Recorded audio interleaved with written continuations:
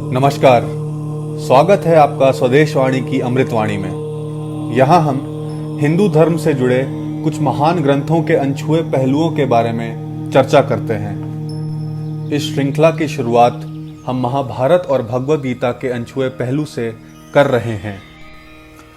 हिंदू धर्म में दो तरह के ग्रंथ हैं, एक श्रुति और दूसरा स्मृति। श्रुति उन ग्रंथों को कहा गया है जिनको किसी व्यक्ति ने नहीं लिखा है, यानी ये ग्रंथ मानवीय रचनाएं नहीं हैं, बल्कि भगवान द्वारा सीधे प्रतिपादित किए गए हैं, जिसे हमारे ऋषि मुनियों ने सुना, संकलित किया और उसका संचारण किया। हम सब ने युगों के बारे में सुना ही होगा, जैसे सतयुग, द्वापर युग, त्रेता युग और कलयुग। श्रुति ग्रंथ हर युग में एक समान ही रहते हैं, इसका मतलब वो युग के साथ बदलते नहीं। वेद, उपनिषद ये सब श्रुति ग्रंथों के उदाहरण हैं। इसके ठीक विपरीत अगर हम स्मृति ग्रंथों की बात करें तो स्मृति ग्रंथों के रचयिता मानव हैं, साथ ही वह हर युग में बदलते भी हैं। जैसे कि अगर मनु संहिता सतयुग के लिए उचित थी तो कलयुग के लिए कोई और संहिता उचित है। स्मृति ग्रंथों में धर्मशास्त्र जैसे मनु संहिता, नीति शास्त्र जैसे पंचतंत्र, इतिहास जैसे रामायण और महाभारत आते हैं। हमारे यहाँ कुछ अद्भुत रचनाएं हैं जो स्मृति होने के बावजूद हिंदू धर्म में ऊंचा स्थान रखती हैं, जैसे कि श्रीमद् भगवद गीता। उपनिषद और बद्रायण के ब्रह्मसूत्र के अलावा भगवद गीता उन ग्रंथों का हिस्सा है जिन्हें वेदांत हिंदू धर्म का स्तंभ माना जाता है। आइए अब हम आपको कुछ बातें महाभारत और श्रीमद् भगवद गीता के बारे में बताते हैं। आप सभी जानते हैं कि महाभारत वेद व्यास ने लिखी है, लेकिन मैं आपको बताना चाहता हूं कि वेद व्यास किसी व्यक्ति का नाम नहीं, एक उपाधि है जो उस व्यक्ति को दी जाती है जो वेदों के बारे में जानकारी इकट्ठा करके उन्हें वर्गीकृत करने का काम करते हैं। आइए इस विषय का गहराई से चिंतन करते हैं। एक सृजन के चक्र यानी साइकिल ऑफ क्रिएशन को मानवंतर कहते हैं, जिसकी अध्यक्षता एक मनु करते हैं।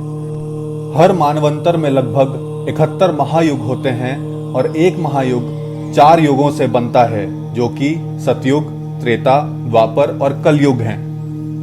हम अपने मानवंतर के 28वें महायुग में हैं। इसका अर्थ है कि कृष्ण द्विपायन वेद व्यास जिन्होंने महाभारत की रचना करी, वे 28वें वेद व्यास हैं और उनसे पहले के 27 द्वापर युगों में 27 वेद व्यास आ चुके हैं।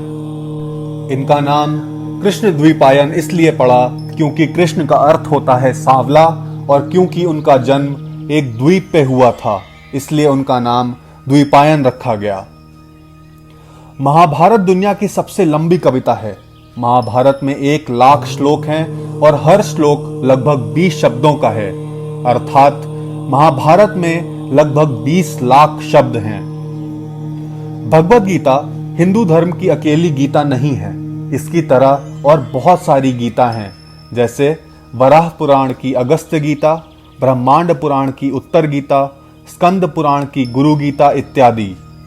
महाभारत में श्रीमद् भगवद गीता के अलावा और 17 गीता हैं, जैसे अनुगीता, अतथ्य गीता, ऋषभ गीता इत्यादि, परंतु श्रीमद् भगवद गीता को सर्वोच्च स्थान दिया गया है। भगवद गीता एक काव्य है जिसके नाम का अंग्रेजी अनुवाद द सॉन्ग सेलेस्टियल है।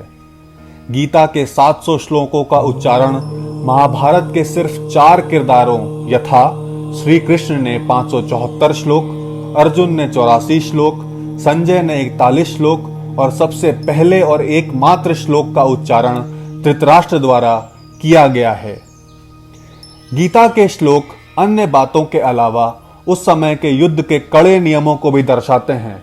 उदाहरण के तौर पर भगवद गीता के पहले अध्याय का 3रा श्लोक, जहां दुर्योधन द्रोणाचार्य से कहते हैं, पश्यताम पांडुपुत्राणाम आचार्य महतीम चमूम व्यूढ़ाम द्रुपद पुत्रेण तव शिष्येण धीमता, अर्थात हे आचार्य, पांडवों की इस महान सेना को देखिए जिसका सैन्य गठन आपके प्रतिभाशाली छात्र जो कि द्रुपद का पुत्र है उसने किया है।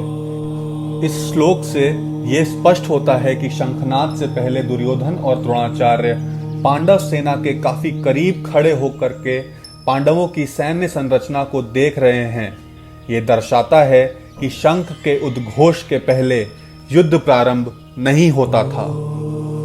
ये थे महाभारत एवं श्रीमद् भगवद गीता के कुछ शुरुआती अनछुए पहलू। इसी प्रकार की और रोचक जानकारियों के साथ फिर जल्द मुलाकात होगी। तब तक के लिए राधे राधे।